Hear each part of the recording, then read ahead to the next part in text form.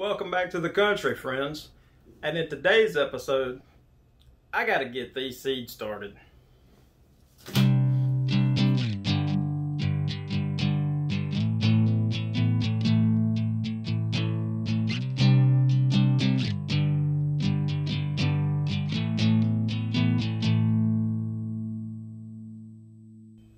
So let me give you new container gardeners or gardeners in general a quick tip. The first thing you want to do before you buy any seeds is to plan out how much gardening space you actually have. You don't want to start big. Start out small, something you can manage. Get you a couple of containers, 2 or 3. If you only have the room for 1 container, hey, you can start out in 1 container as well. So if you're starting small, the first thing you need to do is figure out the size of container that you're going to have. Me personally, I like to go big.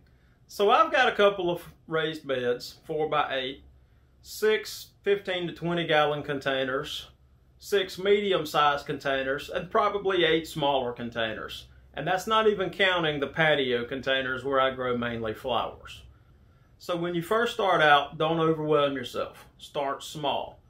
Learn a couple of 2 or 3 different varieties. Next year, you can always increase that 1 or 2. And then just keep increasing and learning as you go. This way, you won't fail, you won't get burned out, and you can have a successful harvest every season, guaranteed. Now that you've decided on what you're going to grow this year, what do you put the seeds in? You can reuse plastic containers like this. These are just a 6-pack that I got from the big box store a couple of years ago, and every year after I use it, I just wash it out, store it, and then the next year it's ready to be reused again. Some of them have thin plastic. They're only good for 1 or 2 uses. That's fine though. But the seed starting container that I found that I really enjoy using the most every year is the Burpee 16XL. And close up of the Burpee containers.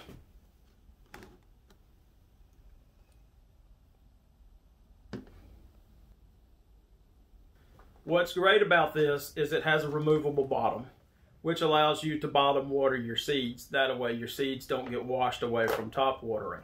It also keeps your floors dry if you start your seeds indoors as I do. Another great feature about this is the silicone bottoms. When the plants are ready to come out, you just easily push them out. It pops right back into shape and it's good year after year. I like to hand wash when I'm through with it and store it for the next year, but I do believe they're dishwasher safe. But I suggest if you're interested, check them out, burpee.com, and read the instructions. To remember what you've planted and where, they have markings, A, B, C, and D, 1, 2, 3, and 4. So you know what is in each individual tray. Another great feature to have if you're going to use the plastic trays is to get you a flat bottom tray to put them in. This trough allows you to hold all your water. You can water from the bottom. The soil will wick the water up to the seeds. That allows you not to disturb the seeds. They get what they need and everybody's happy. Also, those flat bottom trays are perfect to hold 2 of the Burpee 16XLs. This allows you to grab them both at the same time. Easy transport when you're ready to take them outside and harden them off. So let's talk about seed starting mix. I picked up these 2 bags, 12-quart Jiffy Natural Organic Seed Starting Mix at the local big box. I do this because going out and buying all the ingredients I would need to make my own, I just can't warrant spending that much money for such a little operation. So a couple of things about these 12-quart bags. This cost me just under or around $6 for each bag at the big box, which isn't bad. It's not great, but let's talk about them. The first thing we need to do to get this bag of soil prepared for our seeds is we need to head into the kitchen, boil some water, come back, dump this in a container, pour the boiling water in, stir it up. And what that does is it kills any fungus gnat eggs that may be living in the soil. So you're probably wondering, what seeds am I going to start this year? Well, come on over here to the table and we'll take a look.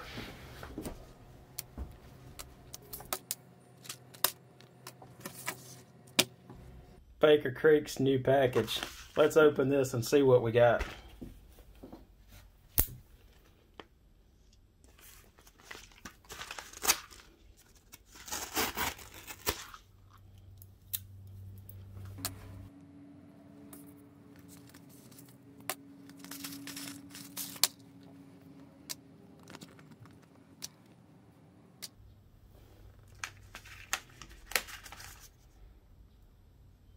I love Baker Creek's free seeds.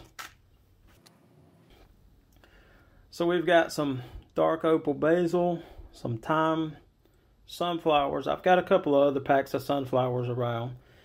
These are burgundy okra, violet petunias, the free seed from Baker Creek.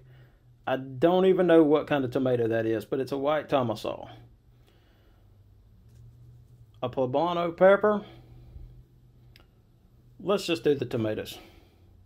We've got purple bumblebee, Cherokee purple, love those. Black cherry, also from my cherry tomatoes, I love those as well. And over here we've got some Amish paste. For the peppers, we have poblanos. Don't even get me to try. Let's just call them Rosos. Dos de Españas, I grew these last year and they were amazing. These are the paprikas that you'll use at home if you want to make your own smoked paprika. They're also great raw. I put them in soups and stews. They added a perfect flavor at the end. And then the Japanese white eggplant. Also grew these last year, and also these are amazing. They have a nice creamy taste at the end. I mixed some of these eggplants last year with my tomato sauce. Mom comes over, tries it, and says it's the best sauce she's ever had in her life. So I'm pretty happy about that. Real quick, I'd like to bring you in here and show you this. These are all plastic reusable seed tags, or plant tags. And everybody's favorite Sharpie marker.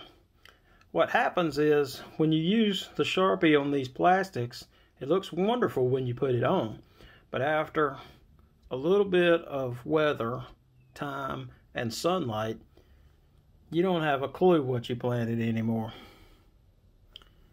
I think that says paprika. Possibly jalapeno? No clue.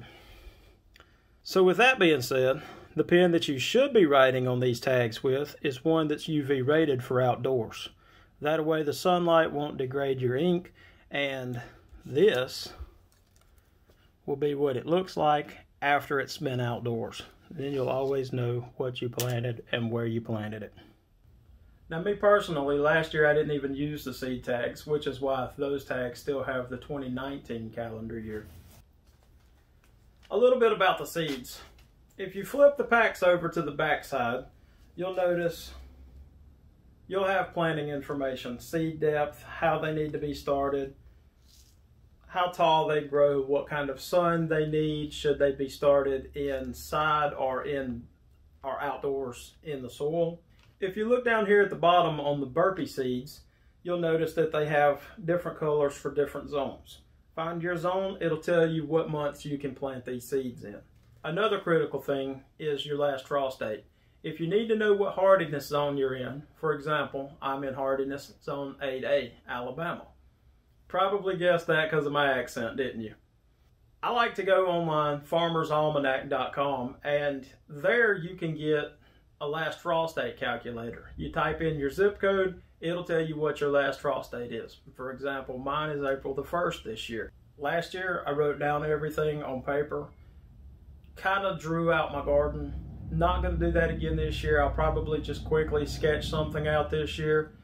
But that way, I can write down every plant in the garden, and then I have an overview layout of what I have and where it is. Okay, friends. So I've listed out on the sides, and I'm sure you can't see this. I've listed out on the sides all of my containers. I've got 3 large black pots, which is what I usually plant my tomatoes in. So I'm going to plant 2 Cherokee purple tomatoes. Also, I'm going to do a black cherry tomato in one. I've got 2 green tubs. In the first green tub, I'll do the Japanese eggplants. I had great success with this last year. We're going to see if I can do it again. In the second tub, we're going to try something new. The burgundy okra that I bought, I'm going to do 4 of those. Maybe later on I'll pick up 2 jalapenos and we'll do a test garden. I've got a yellow tub similar to the 2 green tubs. In it, I'll put another black cherry. Then I've got some terracotta plastics. one of them, I've got a lemon balm overwintering right now. It's outside. I actually see some lemon balm coming back up after the frost and the freeze and the snow and the winter and everything else that is fun. In the second one, I've got some chives that overwintered. I don't know what I'll put in here yet, so I'm leaving that blank. And then in 3 and 4, I have some snapdragons that, if they survived the winter, will come back. Those actually were beautiful last year, so I'm hoping they do come back. In the raised bed, and I've labeled these west and east. Basically, my garden is north, south, east, west, so I know where they are. In the west bed, I'll do 4 Amish paste tomatoes, 2 of the bumblebee tomatoes, and 2 of the white tomasol tomatoes. In the second raised bed, which will be my east bed, I'm going to do 4 poblanos, 4 espagnes, 4 rosos, 4 paprikas, and this will be a test garden plot as well. I'm going to put in 2 eggplants and 2 okras with the peppers and see how that all works. For the terracotta pots, I've got a thyme. I don't have it yet. I'm going to put thyme in 1, and I'll put 3 plants. Hopefully, I'll have a nice harvest this year. I've got 2...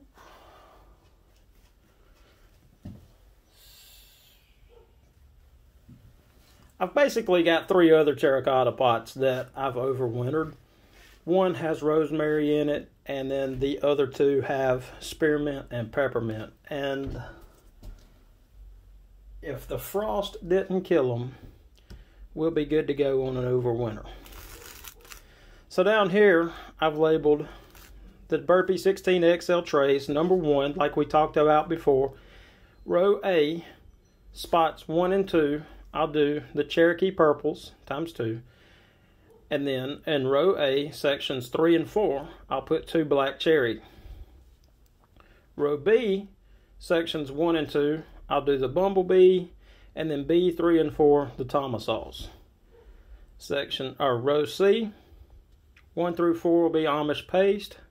Row D, the Japanese eggplant. For the second XL seed tray, row A, I'll have the poblanos, row B, the espagnes, row C, the rosos, and row D, the paprikas. And that is half of my seed starting.